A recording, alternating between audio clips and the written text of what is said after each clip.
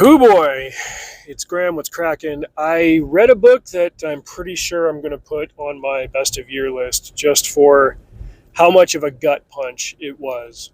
I was talking to my mom a while back and she recommended this one. I can't remember why it came up, but it's called Dark Days, Bright Nights Surviving the Las Vegas Storm Drains by Matthew O'Brien. This is a guy who wrote for a now defunct publication in Las Vegas, and a photographer journalist that he knew took the assignment to head into the subterranean tunnels beneath the Las Vegas Strip and surrounding areas, the ones that were engineered to help drain when massive flash floods happened in the Mojave Desert, which Las Vegas is notoriously bad for those. There are even a couple of particular roads that just get swamped because of where they're located in the valley. We're talking like flooded 8 feet deep.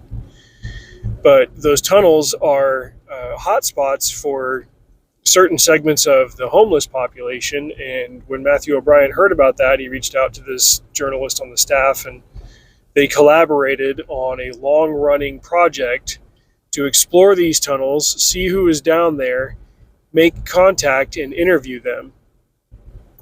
The book then is a compilation of various people's answers to the different questions that Matthew O'Brien had, talking about where they came from, how they came to Vegas, how they ended up homeless, what their personal story is, and he started tracking kind of what the commonalities were, the most significant among them being that all of these people had, most of these people had in one way or another, significant childhood trauma, whether it was abuse from a parental figure or the death of a parental figure or something similar. And almost all of them, to a man, had a substance abuse problem or an addiction. Largely it was booze, but there was crack, there was meth, there was other stuff. And since it was Las Vegas, it was also very easy to become a gambling addict, which only compounded the problem. When I lived in Salt Lake City, I knew a guy who was involved with a larger homeless outreach group, and they would go out pretty much every weekend on the east side of Salt Lake and feed who they could and hand out socks and hygiene kits and things that were of critical need. And also they would hang out under overpasses and pick up hypodermic needles, and he would always post a picture of like, this is how many needles we found and got off the streets this week. And that was probably my first experience listening, reading his posts about all that, where I realized that people are a lot closer to homelessness than they might be comfortable with admitting, especially people who move from one city to another and suddenly find themselves out of money, out of living situation, out of a job. Like, it really only takes one or two of those three things, and suddenly like your prospects are just shot to hell. The individual accounts of all the different people that were covered in the book, and there are about 36 of them, are harrowing and painful. And if you came from a stable childhood and a stable family, chances are you're grateful for that, and you'll have an even greater appreciation for how much those things likely shielded you from ever ending up in a similar situation.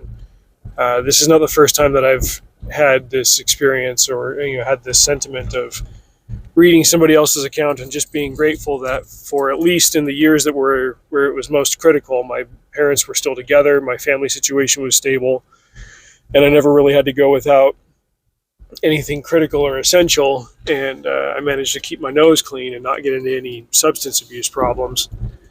I mean, honestly, that's even why I'm a little bit wary about the quantity of caffeine that I consume, and it's why I stopped doing energy drinks cold turkey 7 years ago.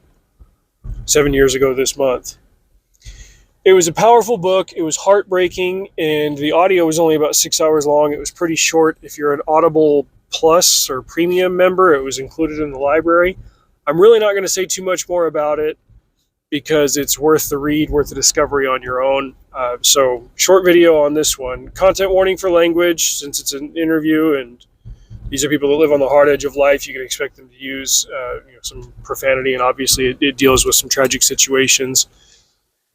People beating each other up, getting beat up, getting robbed. One woman even dies. It's heartbreaking, but it's educational and informative, and it'll it'll change the way that you interact with people who are in that situation, panhandlers and all that. It hit me right in the gut because I'm very familiar with the Las Vegas Valley. I grew up there. As they're naming cross streets and corners and this, that, and the other thing. Like, I've had jobs where I worked on the strip, behind the strip, did late night construction there. Like, all of that stuff hit me where I live, or where I used to live, I guess. Bottom tis. But even though I consider myself somewhat nomadic, really the Las Vegas Valley is still home. And I'm going to have to be in Oklahoma for a long time before that stops being the case. And I'm grateful for the journalists, the actual journalists who went out and got this story, and for the people who shared their story and gave advice for those who would find themselves or could find themselves in a homeless situation. Go ahead and read that book, Dark Days, Bright Nights by Matthew O'Brien. Let me know what you think. Till next time, drive safe. See you out there.